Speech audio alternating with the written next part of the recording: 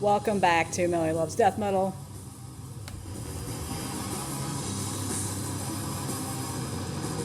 Currently playing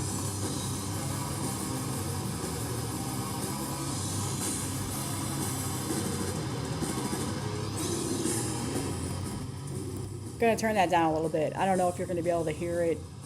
I'm obviously not in my normal location today, so recording just from my laptop. Wanted to try and play some music, but I don't know if you're gonna be able to hear it because it's coming from my laptop. I don't know. We'll figure this out. But anyway, what's playing right now is Archmage. I don't know. Blood Trench Glory out on Headsplit Records.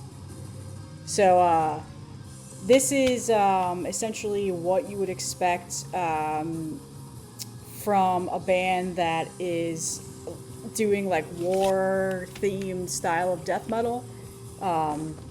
It pretty much has very much of the sound of Bolt Thrower, I will say. I don't know if you can hear it, but this is a compilation, so let me just pull up my notes really quick so I get all the facts right. This is out on Headsplit Records. It came out back in August, so it's available on CD. I don't remember if it's on cassette tape or not. So it's a compilation of essentially their whole entire discography. It has And Skull's demo, which is currently the songs are playing right now from 2024, Ancient Fear single that came out in 2025, and then Supercharged Rage Nights was an EP that also came out this year as well. But yeah, I mean, this is definitely, if you're a fan of like Bolt Thrower or Hellshock, you'll definitely really enjoy this. It's got the older school death metal sound, obviously, with those like war themed sound like snippets in there. Like the beginning of this starts with like gunshots and stuff like that. Definitely a little bit more of a rawer sound in terms of production, but definitely really enjoy it. Been listening to this ever since I got it several weeks ago. Actually, I think Dylan threw this into a package that I had gotten from Headsplit. So yeah, check this out. I'll link in the description where you can listen to it, where you can buy it. It's still available. It's not sold out. I've been enjoying it. It's nice, meat and potatoes death metal, like I like to say. Nothing too dense, nothing too hard to digest. Pretty straightforward, and a fun listen for the most part. So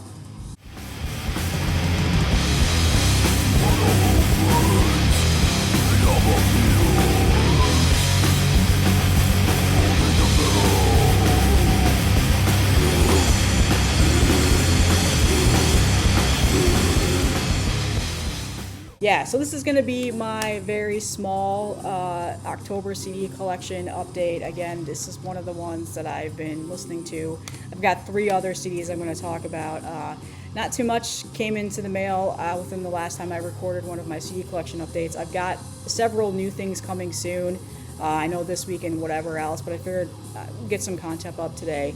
But I did announce the winner of the giveaway. I put it up in a reel, then posted a community post. So thank you all. I just want to start out by saying thank you for the support last week.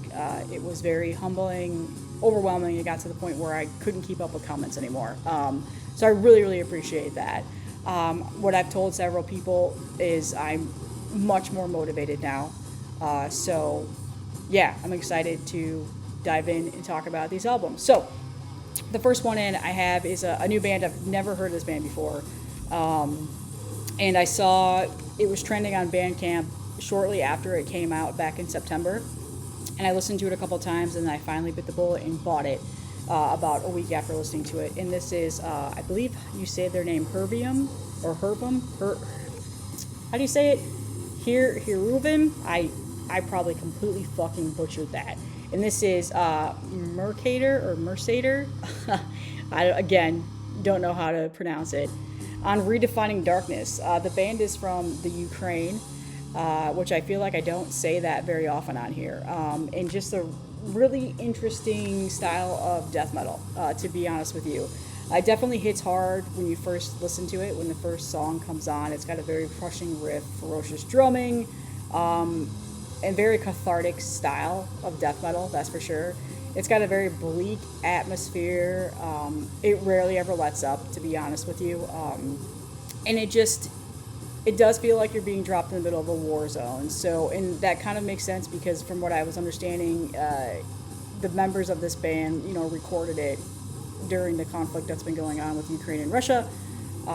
So a lot of that influence and sound is definitely on this. But it's not just heavy for the sake of it. You know, it's very angry, emotional, and raw. It's got a little bit of an atmospheric sound to it, some progginess added in there as well. But you can definitely feel like the desperation and rage that the band like put into this. The production isn't too overly polished at all, which I really like. I like that they kept a bit of a gritty sound to it. But it makes it feel like a more alive and real style of album. And it's funny to say that because it's death metal, but you can definitely hear that in here. So a very cool find that again, I'm not familiar with this band. As far as I know, I think they have a couple of EPs out previous to this, but I've never heard them. And just a really, really interesting stuff. Definitely powerful album. It has its slower moments. Definitely the vocals can be a bit repetitive at times, so just, you know, keep that in mind. You can kind of get lost a little bit in the album if you're not truly paying attention to it. But after really digesting this and listening to it a lot, I've been enjoying it a lot. So here's the band, and I wanted to say I had the artist up. I should have put it in my notes. It was I can't find it now. Okay, let me find it. It's at the end. Because I really enjoy the artwork. I think it does justice for this. All songs written, recorded. Max Greg Wilkinson did it. That's cool to know. Huh, it doesn't really say the artist on here. I wonder why. Unless I'm missing it. Am I missing it? No, it doesn't say it. Well, I'll link in the description if I can find the artist. But yeah, I really, really enjoy this album. So it's out right now in Redefining Darkness. I'm pretty sure there's also vinyl copies of it. I snagged the CD because I don't know how much I'll actually, you know, listen to this on a normal basis. But in terms of like wanting that darker, more depressive style of death metal, that more heavier, you know, sound, this will definitely scratch that itch when I get there. So yeah, worth checking out. There's a bit of a theme on these CDs, and you can kind of tell that in Florida. Take this with a grain of salt. It's getting a little bit cooler here, and by cooler I mean it's dropping down to the 70s. So when it gets into like the fall winter timeline, I start to get more into darker death metal, slower, doomier death doom, black metal. So you're going to start to see those kind of themes coming into what I'm listening to and what I show off on here. But yeah, check this out. Really, really, really good stuff.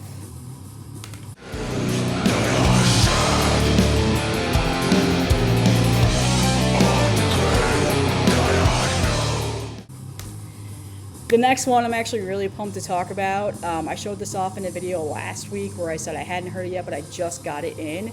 And since then I've been listening to it just about every day. I actually just wrote a pretty, not like in-depth, but you know, like my short reviews that I do on MelanieLovesDeathMetal.com, and posted it today.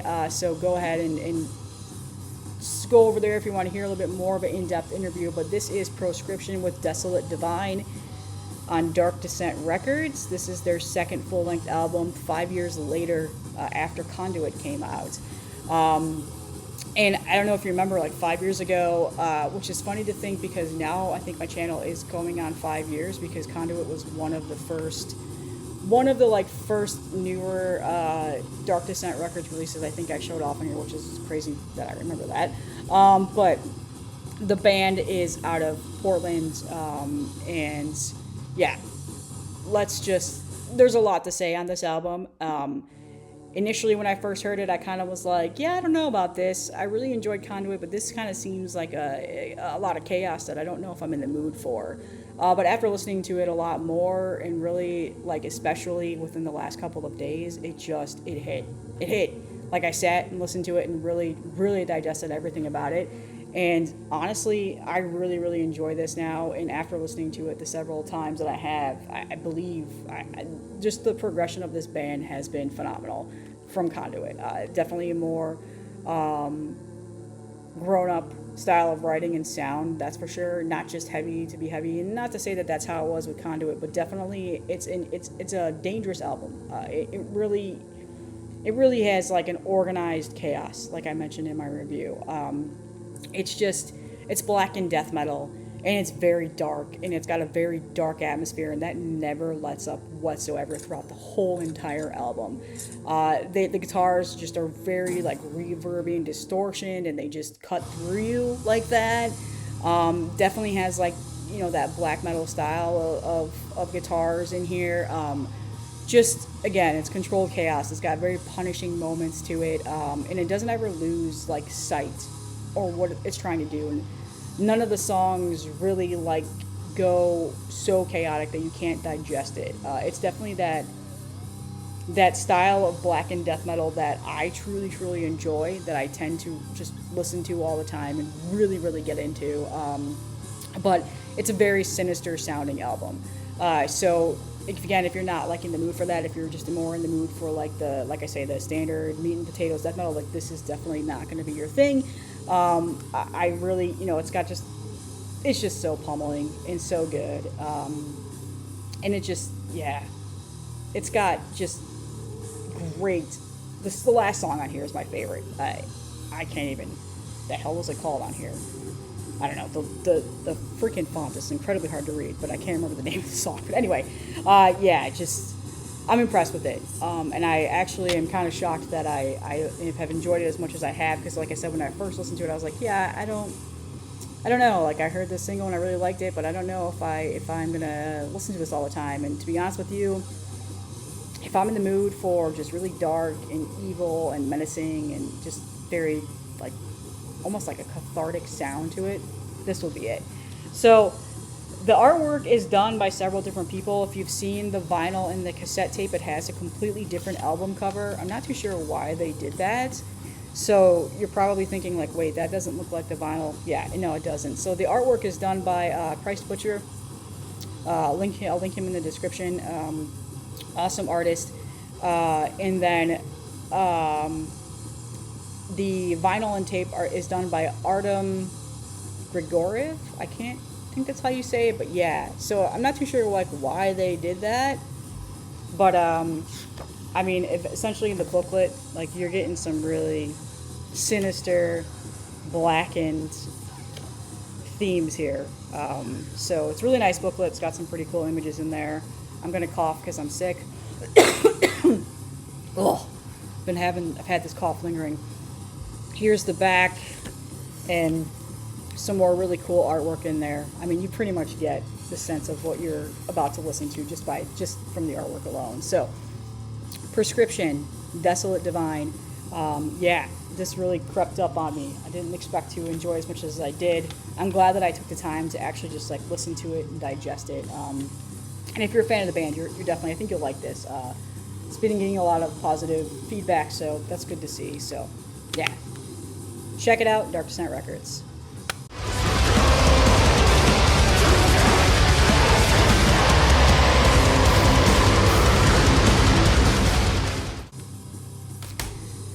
All right, and then the final CD that I have to show off is one that actually, I kind of cheating here. I've actually had this for a while. I had it back when I've done my last CD collection update, but I'll admit, I listened to it one time and then put it in the stack and kind of forgot about it. So just being honest. And that really is not fair, because after listening to this now, I wish I had talked about it when it came out back then. Because this came out back in February. I think I bought this in March. So I've had that for that long. And that is Metaphobic, I believe is how you say it. And Deranged Excruciations. So this is on Everlasting Spew. One of the several albums that I listened to from Everlasting Spew. There's a couple others that I'm hopefully U.S. distros are going to get in stock that I want to buy. But yeah, so again, another dark death metal here. There's a lot going on here in regards to crushing, very sinister sounds. Again, not a straightforward death metal album by any means. Definitely has the intensity of like early 90s death metal, although there's definitely that more modern dissonance in there. Dissonance is a key word here. Definitely a lot of dissonance and texture added into this album. It's very dynamic and thick sounding, that's for sure. It has this very slow, heavier doom sections in here, while then picking its pace back up into more of that, speed, not speed, but like, crushing death metal. But the doomier elements are definitely some of my favorite thing about this album.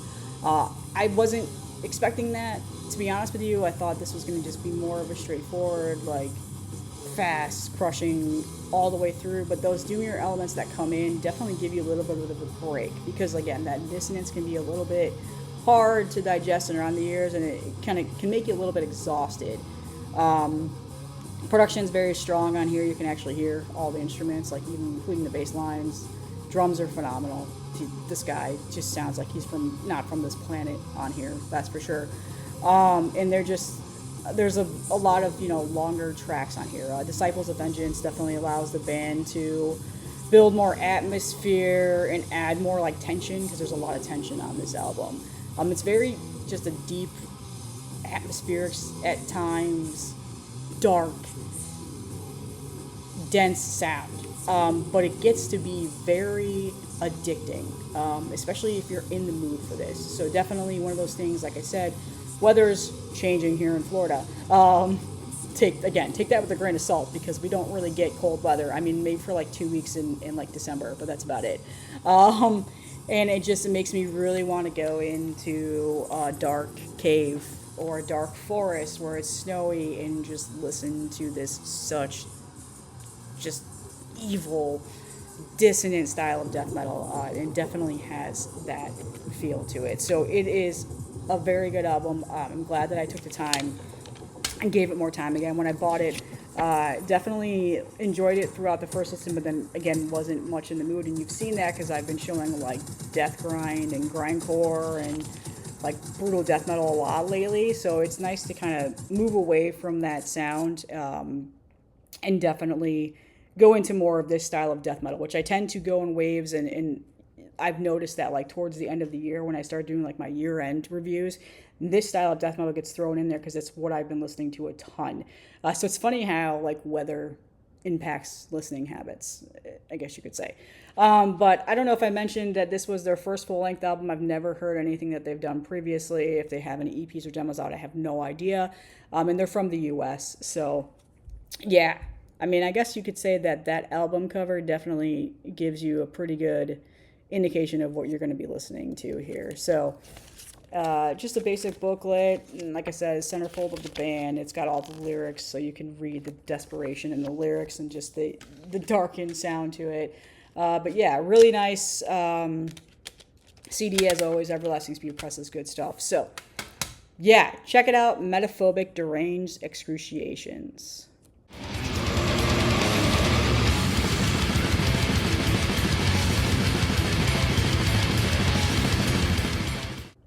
So that's it that I have for my like mini CD collection update. Hopefully you enjoyed the snippets in here. Hopefully I can evade any sort of YouTube copyright stuff. I tried to keep it, low in terms of length.